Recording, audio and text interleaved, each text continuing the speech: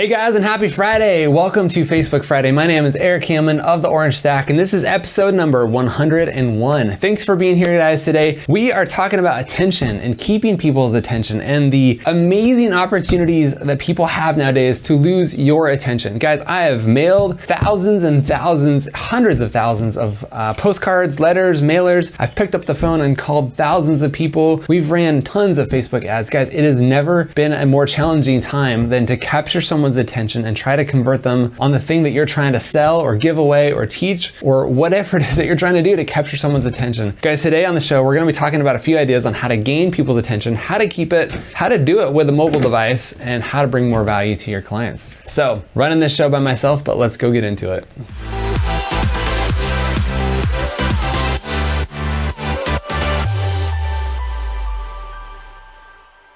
Guys, thanks for being here every single week. Again, my name is Erik Hammond. I appreciate you following along as we uncover business growth ideas. We talk about attention, we talk about teams, we talk about everything that's possible in today's market. The UPS truck driving by, it's getting kind of loud in here, but follow along. This is going to be a good show. Guys, again, I've been marketing and sharing my business message with people for the last 10 years. We started in real estate. You know, back then it was like mail out every single postcard we could. It was handwritten letters. It was yellow letters. It was everything that we could do to keep people's attention, to try to get them to call us back or to get us a sale or a transaction or something to happen, right? And as it gets more into a digital world and more people's attention are on this little device that we have in our pocket every single day, it's harder to keep their attention. It's harder to get them to take the action that you want them to do, right? It's hard for them to pick up the phone, to call you, to show up, to buy your product or service. And no matter what it is that you're selling, you're competing with somebody else's attention. And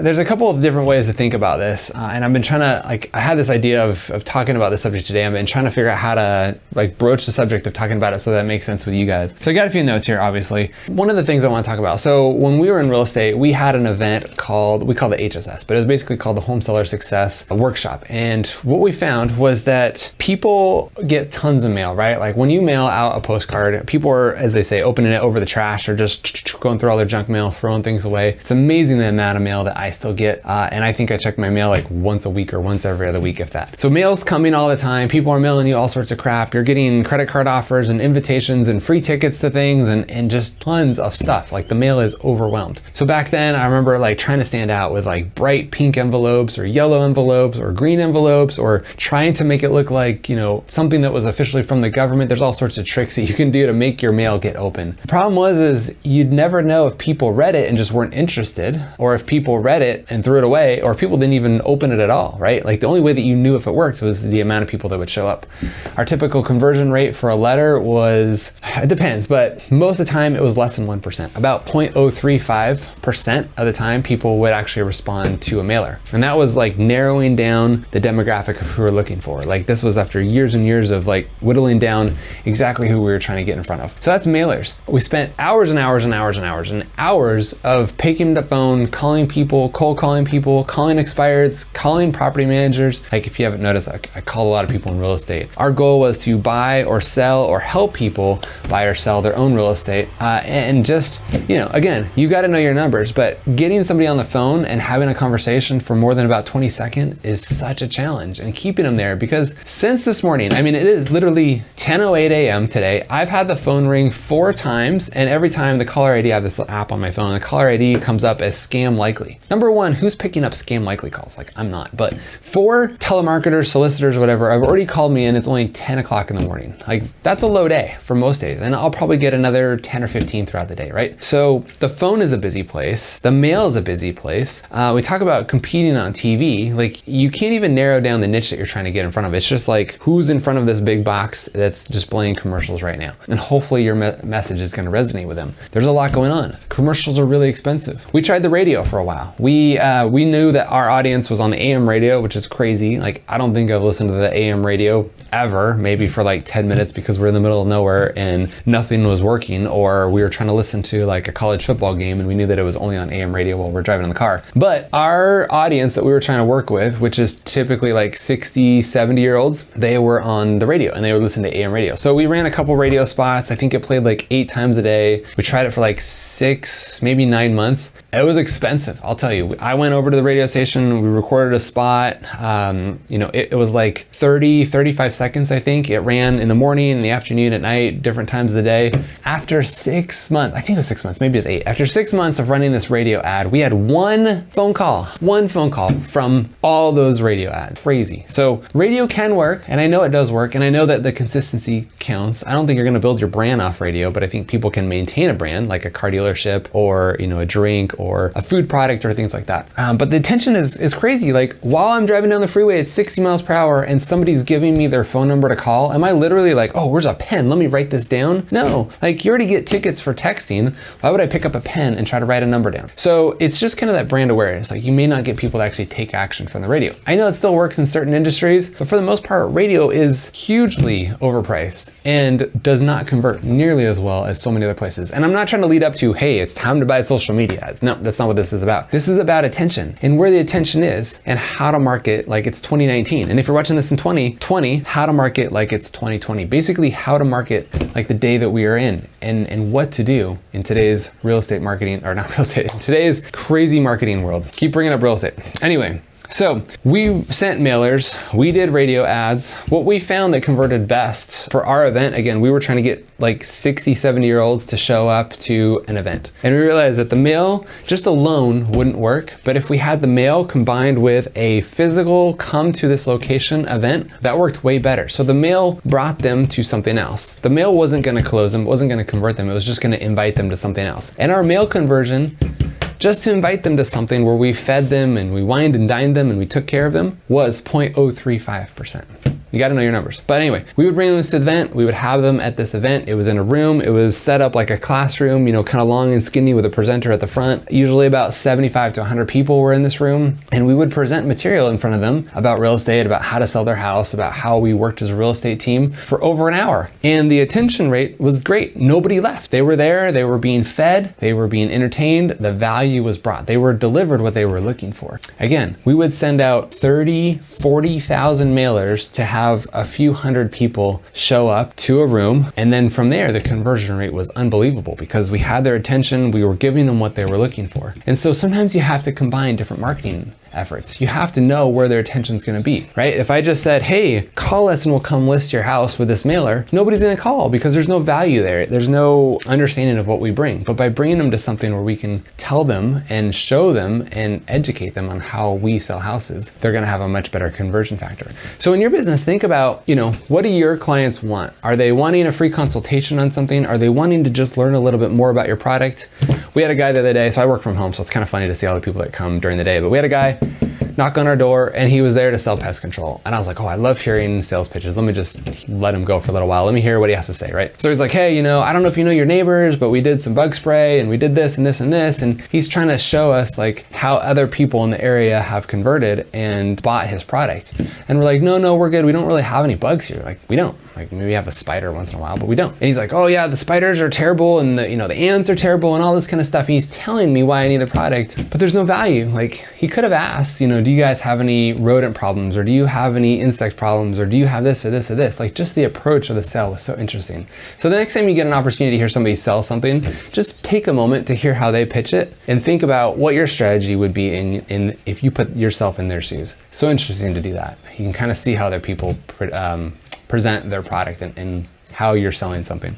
So here's one of the ideas that I got to. 2 years ago, Gary Vee did this keynote speech in Norway, and he talked about this. So he said, we recently started working with Budweiser, right, the beer company. And he said, one of my first meetings with their corporate office and their marketing department, he comes in and he's thinking, okay, who are your guys' competitors? And that's how he was thinking. Who are your competitors? You've got Coors Light and Heineken and all these other beer companies. And they're like, those aren't our only competitors. And he's like, well, what do you mean? Like, well, of course there's other beer companies, but those are like the big ones that we have to talk about. He's like, no, we're not competing with beer companies. We're competing with throat space. Let that sink in for a while. Think about that. He said, we're not just concerned with people drinking beer. He's like, we want to worry about all the people who are drinking water and Coke and Gatorade and sports drinks and all these other things, right? Like we're trying to compete with consumption of liquid. And he said, once I thought about it that way, he said, the attention isn't just in your industry and what you're trying to compete with, right? So it's not just, who are my other competitors in the same space, but who am I competing with for time or for the allocation of money? So I want to get into a few ideas here and think about this for a second. So think about your business, right? Like what it is that you sell.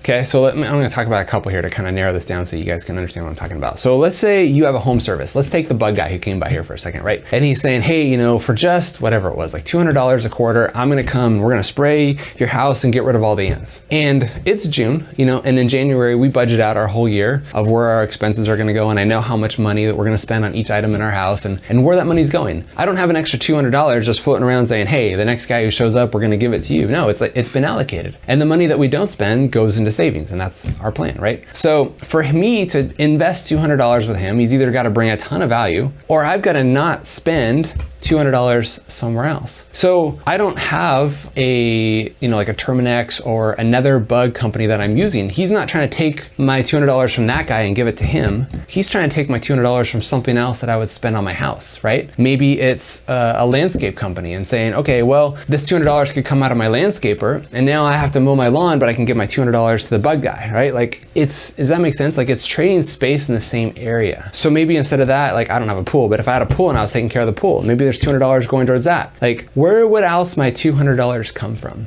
Let's talk about another industry. So entertainment is another one. If somebody came and was trying to sell me a product, or I saw a product and I said, oh man, I'd really love to go do that right now, right? So let me think about this. Let's just say I want to go on a cruise, and a cruise is $1,000, let's just say. Let's go on a 3-day cruise to Mexico. And I say, okay, here's something that my wife and I want to do. It's $1,000. Again, I don't just have $1,000 laying around. Like I have got to budget for it and I've got to figure out where it's going to come from. So if I need $1,000, I need to take $1,000 from somewhere in my entertainment budget or my travel budget. And I need to say, what am I willing to sacrifice to get this $1,000 to come here? Again, I'm not competing with other cruise lines like Carnival or Celebrity or anything else. I'm not saying I would have spent my $1,000 somewhere else in a cruise line. I'm going to spend that $1,000 on maybe a road trip, or $1,000 on going to the movies this year, or $1,000 going to Legoland or Disneyland or somewhere else, right? It's entertainment. So you've got to understand who are the other competitors in your industry. It may not just be other businesses like yours, but it may be bigger. It may be cross industries. It may go into other areas. So consider where your clients are spending their money and how you might be competing with that, right? Like Budweiser, Coke and water and stuff, they wouldn't normally have thought of them as a competitor, but it's the throat space that they're competing for. The bug guy is competing for my money. He wants my $200 a quarter. The cruise ship company wants my $1,000 and I've got to find it from somewhere else. Hope that's making sense. The other one I was going to talk to you about is real estate, because real estate is our tried and true topic around here. I think a big one, and this is going to overlap with everybody, is real estate. Because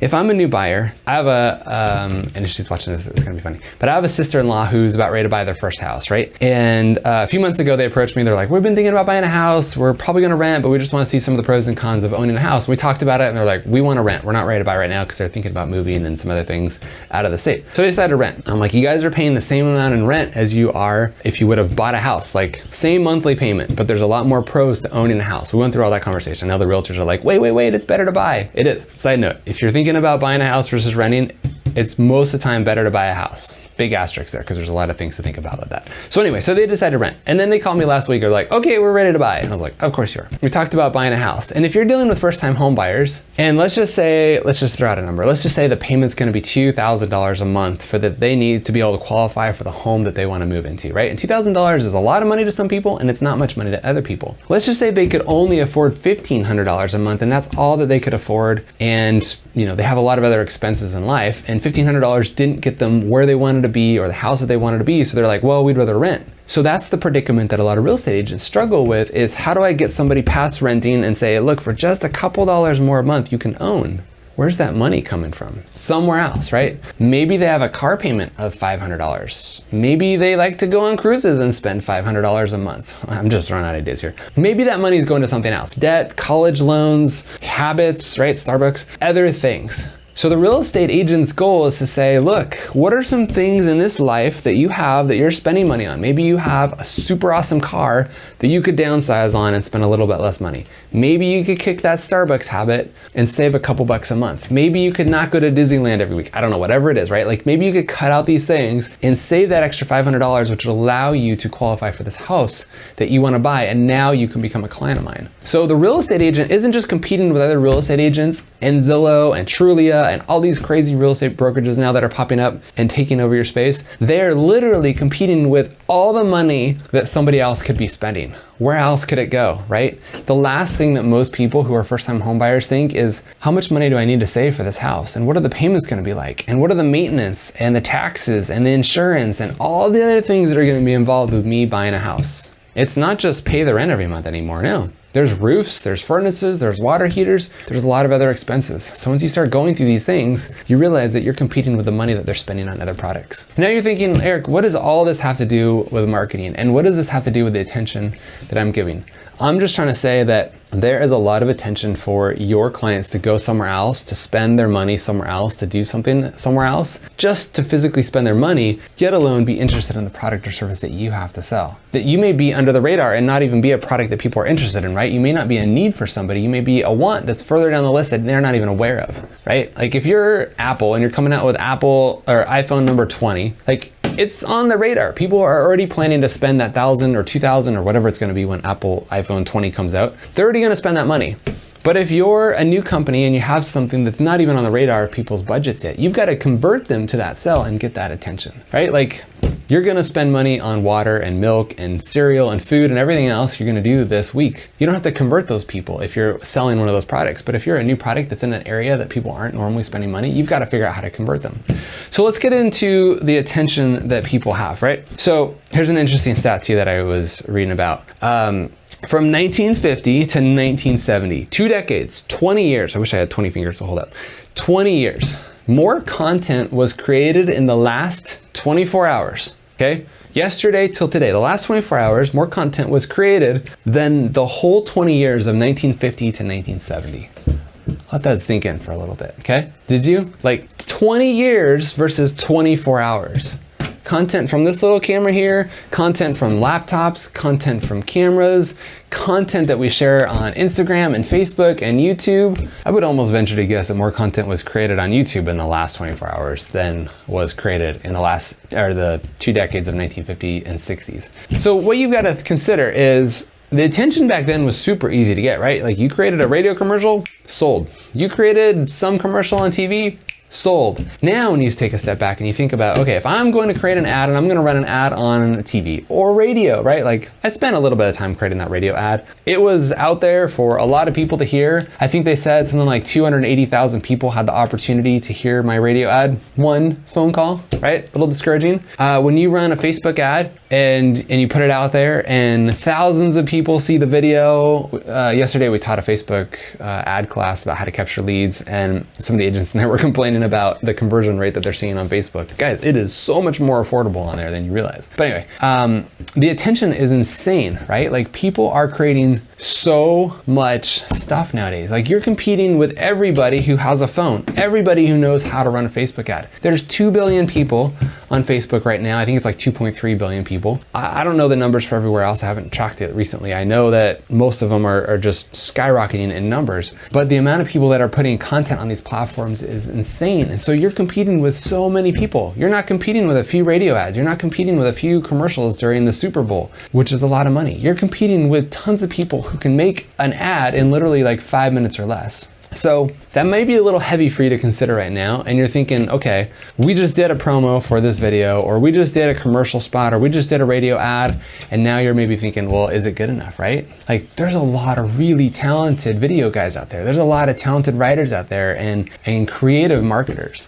What I would say is the thing that you need to consider in the time period that we are is that you need to put yourself first as a media production company before whatever it is you do. So media production number one, which means create content, bring value, educate your future clients and your customers on exactly what you do, right? Teach them how to use your product. Teach them why they need your product. Even if you sell something like milk that is a commodity and everywhere, why should they choose your brand over anything else? Why should they consume more or less of it, right? How do they use it in a healthy fashion? And I know milk's kind of weird because not everybody likes to drink milk, and there's a whole debate on that, so that's a bad idea. But there's things that you sell that may be just considered a commodity. I love this example. Like think about if you would have brought a bottle of water to the 1920s. Like 100 years ago, I bet you could even do this in the 50s, and said, guys, I've got this bottle of water. I want you to give me $5 for this 12-ounce bottle of water. You'd be laughed out of the room. But here we are, and people show up all day long and spend dollars for water that you can get out of the tap in a plastic bottle. It's crazy. So you're probably selling something that people probably don't appreciate, or maybe they do and they don't understand the true value of why you charge what you do. I know real estate struggle with that all the time. Like, most people don't think they need to pay the full commission that a real estate agent charges. When you buy a new computer or tires or bottled water or something else, people don't always appreciate the value that you charge. Think about a service, right? Like, everybody does a service different. If I hire the bug guy to come spray my yard, there's gonna be different qualities of bug guys out there who take care of the insects and the maintenance on my house. There's different levels of service in every industry that you go to. So why should they spend the money that you might be charging versus what is available somewhere else? Educate your clients. Put the knowledge and the content out there that's going to help them see the value of working with you and understand why you're the best and why you do what you do. So that's media number one. Media production number one is to educate your clients, to teach them, to show them, to help them understand why they need your product. And then number two becomes your trade, right? Media production, then dentist. Media production, then attorney. Media production, then real estate agent. Whatever it is, like, your title should be number two. First educate them, and then you're you. And if you take that principle and apply that to your production of content, you're gonna have so many more skills, so many more closes, so many more transactions that happen from it. Here's another one. I brought up this a while ago in another video, but I think it applies here too. So Michelin, the tire company, right? The tire company Michelin. I don't know exactly when it was. It was at least 100 years ago.